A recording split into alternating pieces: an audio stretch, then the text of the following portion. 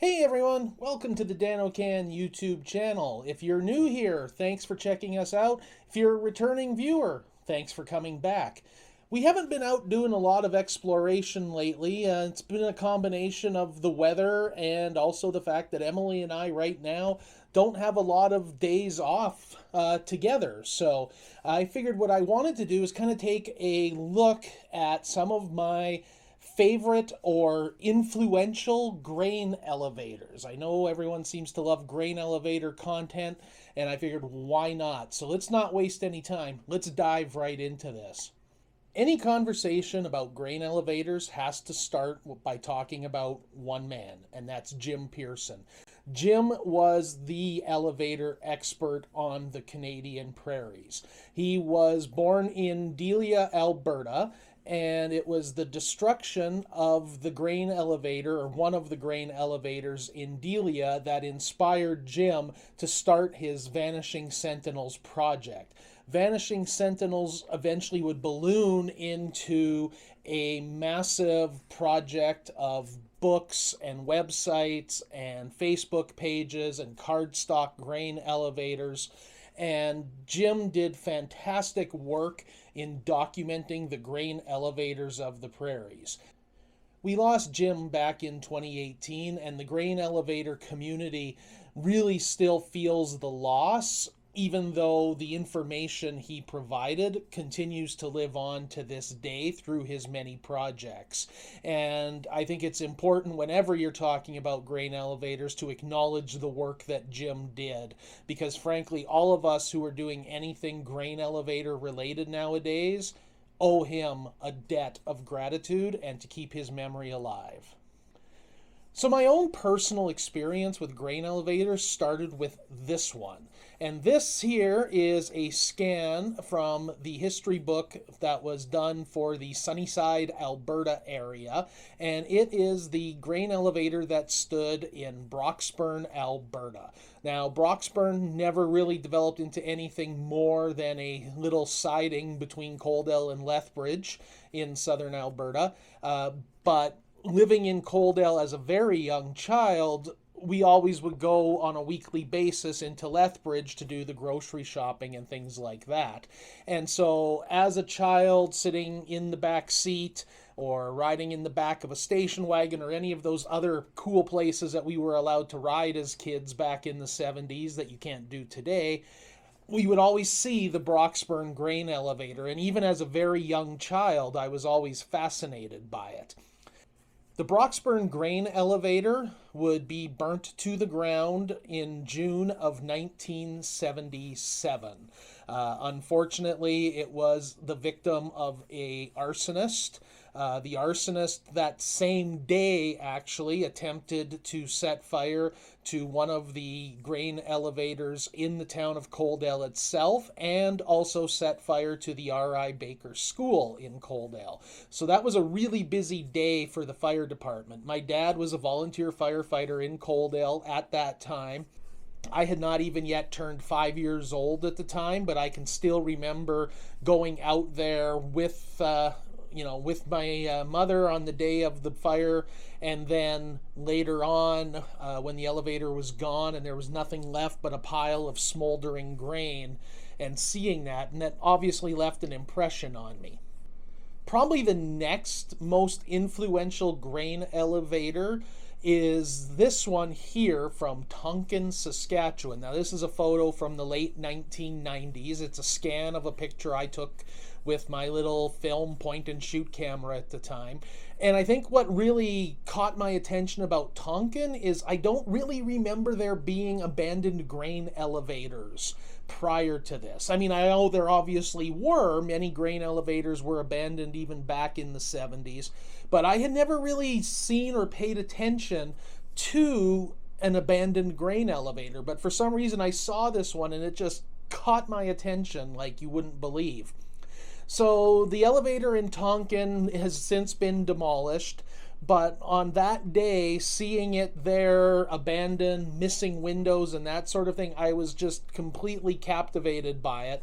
And I think that really kind of begins or is the genesis or the catalyst, I guess you would say, for my love of grain elevators, and I hate to say it, especially abandoned grain elevators. Next up on the list, of course, would be Dorothy, Alberta. The Dorothy grain elevator, if I had to venture a guess, I would say is probably the most photographed grain elevator on the Canadian prairies. I think I saw the Dorothy grain elevator for the first time, or the first time I really remember seeing it, in the early 2000s. And I had just got my first handheld GPS and was using that to navigate between Calgary and Saskatoon. And for some reason, the GPS took me on a very creative route down some gravel roads. And I remember coming down the hills out of the coulees and seeing the grain elevator sitting there beside the highway. And again, it was just like instant captivation. So in terms of its completeness, the Dorothy elevator is really not much more than a shell, but I think its location sitting in the Red Deer River Valley, its accessibility being right alongside a paved road, its location in the Drumheller Badlands just really combined to make this one of the most popular elevators on the prairies. Sadly, I believe it was in 2015, it actually lost its roof in a horrible windstorm, so the upper portions of the elevator have been exposed to the elements now for a few years, which is really hastening its decline. And I mean, let's be honest, this is not going to be an elevator that's around for much longer. So if you're in the Drumheller area, or even if you have to make a special trip to the Drumheller area to see this elevator, I highly recommend it.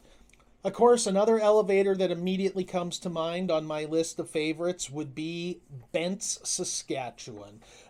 Bent's still technically exists as an elevator. The cupola has since fallen off, and so it's in really bad shape now and is not long for this world. I suspect that the owner will at some point probably demolish the elevator.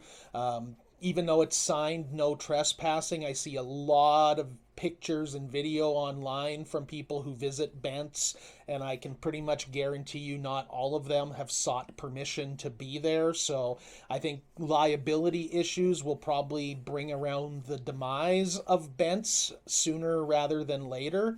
Bent's was a great ghost town, and I say was, I mean, it's still there, but again, getting legal access to it. The owner has been apparently quite agreeable with people, but I don't know how long that will last. I haven't visited Bent's, the town, in person since 2008. A couple years ago, we did the video where I flew the drone over it from the public roadway to get a look at things. The elevator was in really bad shape at that time, and it was kind of a last chance to document it before the inevitable fall. Bent's, like I said, Bent's was a classic ghost town and a classic example of a ghost town that got too popular for its own good and caused a lot of traffic to appear there and really suffered because of it, and that's unfortunate. Another pair of elevators that probably doesn't make anyone's list of classics was in Mortlach, Saskatchewan. We're back in the southern part of Saskatchewan here, and there were the two elevators here. The one photo, I believe, dates from about 2010. That one here with the two elevators and the train passing in front of them. Anytime you can see more than one grain elevator at a time is always great. There's so many towns that used to have, 5, 6, 7 elevators, and now they're down to 0 or 1. So even seeing a pair of them together was remarkable. Sadly, since this photo was taken, both of these have been demolished. Neither of them exist anymore, which is a real shame. Mortlach was always one of my favorite small prairie towns. I mean, the twin elevators, some really nice old buildings on Main Street, and of course their local museum housed in the town's original fire hall, which, going from memory, I believe dates from 1960. 1910. So great little town. Certainly, though, it hurts that both of these elevators are long since gone. Another classic elevator that's in an ever increasing state of decay is the elevator in Esther, Alberta. This one here, we're kind of more central Alberta on the eastern side of the province, sort of near the border with Saskatchewan. Esther's just a classic elevator in every sense of the word. The office, the driveway, those brown Alberta wheat pool colors. I mean, I just love everything about this elevator. I've been wanting to get back out to Esther for the longest time and do some drone footage of it, but just haven't made it there lately. It's one of those places that it's not that far. It's about 50, 60 kilometers off the main highway between Calgary and Saskatoon. So we're always kind of near it, but always in a rush to get somewhere and not having time to visit it. And with its ever increasing state of disrepair, it's one that probably, like most of these, will not be around forever. And so it's going to be one of those things that when it does disappear from the horizon, I'll always regret not taking the time to drive by and see it more often. And I think when it comes to elevators, no discussion would be complete if I didn't mention Raley, Alberta. Southern part of the province again, south of Lethbridge, kind of in that Cardston area. Raley is often considered to be the oldest grain elevator in the province of Alberta, still on its original site. Have visited it many times over the years. It's always a great one to check out. It's on private property, like most of these are. It's currently owned by a Hutterite colony, or the last I heard, it's owned by a Hutterite colony down in that area, who still use it for grain storage. But it's a great elevator. I have been there at all different times of the year, all different times of the day and night. It's a great elevator, and the fact that it's the oldest that's still on its original location in the entire province is a fantastic testament to the strength of these Sentinels, and one that I hope, being in private hands and still seeing use, will be around for years to come. And of course, when we're talking about the oldest grain elevator, even though it's now long since gone, I do have to talk about Elva, Manitoba. We did a series of videos there a couple years ago now, I guess almost, or a year and a half ago, of our road trip to Elva specifically to see the oldest grain elevator. It was the oldest grain elevator on the Prairies at the time that it was demolished. The story of its demolition is a little unfortunate. It was being taken down and reclaimed by a company. They were burning some debris on the site. The wind shifted, and ember got up into the rafters on the elevator. And of course, when you take wood that's 130 some years old and dry and has been, contaminated with grain dust and other very flammable products, add a spark to it, it did not take long before Elva was nothing but a smoldering memory.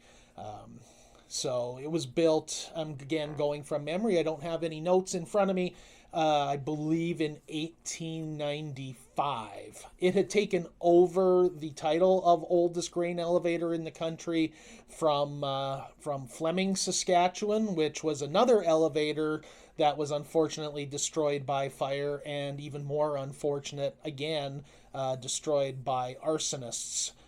Back in, I want to say, 2010, shortly after it had been designated a National Historic Site.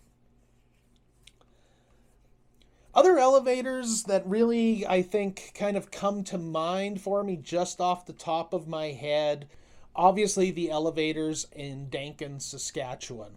Another set of elevators, the twins there, and I remember the day we discovered those. We were driving the back roads between Alberta and Saskatchewan, and we were coming along the highway, and we looked to the south and we saw it and was like, are those pine trees or grain elevators? And it was just like, oh my God, I think those are grain elevators. And we took the detour, drove down, saw these two beautiful abandoned grain elevators there. They were fantastic grain elevators. Really unfortunate. The one was damaged by the wind. We were there shortly after with the drone and got some footage of the wind damage. I think that was in December of 2018, 2017. I'm trying to remember again, no notes. But we were there. We got the documentation of them, did the video on that one. I'll try to remember to put a card here. Great grain elevators. Sadly, again, that kind of weak point on them, the cupola of the one eventually fell off. And at that point, the owner decided it was best to demolish both elevators. So they are long since gone. Nothing but memories, nothing but the photos remain. Another elevator that I never really got up close to was Farrow, Alberta. Farrow was a lone grain elevator in the first decade of the 2000s. Farrow was a neat little ghost town, apparently. I think it had a school, a general store, the grain elevator. Again, I never actually got a chance to visit it. I did take photographs, as you can see, of the grain elevator from a distance. Grain elevator was famous for a couple of reasons. Number one was there was a giant hole in the side where rumor was that the owner had originally tried demolishing it with a back-end loader and only got partway through and put a big hole in the side of it and then stopped. The other reason it was famous was apparently that owner was not fond of people wandering in and checking out the grain elevator, which is one of the reasons why all my photos were taken from a distance. But Farrow was a nice grain elevator. It was a really neat spot because you could stand at Farrow and you could see the elevator at Harrington to the south, and you could see the grain elevators in Mossleigh to the north. So it was kind of like a throwback to the old days of the Prairies where, you know, the elevators were located every 6 to 10 miles along the rail line, and you could stand at one and see the next one on the horizon. And of course, I should talk about Mossleigh, one of the few success stories we've had on the Prairies when it comes to grain elevator retention. There's 3 of them there. They've been in various states over the years, but have been actually the owners have put a lot of work into renovating and preserving them. And so these are ones that are actually in nicer condition now than they were the first time I ever saw them. And of course, if we're going to talk about elevators that I have gone back and revisited over the years many times, I think we'll stop this conversation with the town of Rowley.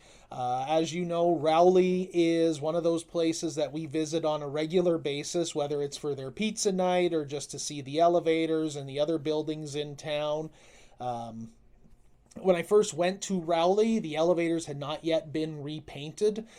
So you could see the one here in the background still had the classic large Alberta wheat pool logo on it. It's kind of a shame that when the elevator was repainted, that logo was covered over. I don't know the full story behind that, but it was a great logo. It was sad to see it go. The elevators, though, looked great after their paint job. And it was good to see them being given some care and attention to keep them going. So hopefully, through the fundraising efforts of the monthly pizza night at Rowley, they will have the funds to keep these ones standing tall and looking good. And I mean, Rowley's a great ghost town. It's another one of those, if you're in that kind of Drumheller area, make the trip to go see Rowley. You've got the 3 grain elevators, you've got an old barn, you've got an old church, you've got Sam's Saloon, you've got the railway station. There's just a lot to see there, and it's an absolute must for any ghost town aficionado, or even somebody who just wants to get a sense of a prairie ghost town or what a prairie small town was like back in the day. Do keep in mind, of course, Rowley is not a complete ghost town. There's, 6, 8, 10, 12 residents who still live there. The properties are still all privately owned, so be wary of trespassing on private property. Stay to the public areas. But Rowley, great place, must visit. Go there if you get the chance. We're just scratching the surface of some of the best grain elevators that are out there. I mean, I could probably, if I had more time and actually prepared some notes, come up with another 10 or 12 that would fit into that classic category. I mean, they're just great structures. Everyone has got, even though they all are part of the standard plan, they all have their own unique additions, their own quirks, their own style depending on the era they were constructed. They stand tall above anything else that you come across on the prairies, so they're fun to spot from the highway. They were the heartbeat and the soul of these communities. Often, they're either the last thing standing from communities that have long since gone, or they were the first thing that went and kind of took the community with them. So it's hard to overstate the importance these structures had to the life on the Canadian prairies since, the late 1800s. Anyway, hope you enjoyed that. Like I said, I have a lot more. I thought I would do something a little different again, just because we haven't been out doing to, film any actual road trips or adventures lately. So I wanted to have something to put out there for you that I thought would be of interest to a lot of people. If you like the content, of course, hit the like button like you do on YouTube. Comment, let me know what you thought. Should I go in to do another one of these with some other grain elevators out there? Or is it something that you might like on classic prairie hotels? That's another subject I always enjoy photographing, and a lot of those are gone too. Either way, whatever you want to comment, we appreciate it. Feedback is always important. Thank you so much for watching. Thanks you to all, 1,006 of you who have subscribed to the channel and pushed us into the 4-digit club. It's been a long grind to get here, but oh my God, we are super happy to finally be up into that 1,000 mark. That was a dream that, when we first started publishing videos on a regular basis, we never thought would happen. So the fact that we made it is all thanks to you guys, and don't think we take it for granted. We appreciate it. We'll see you in the next video.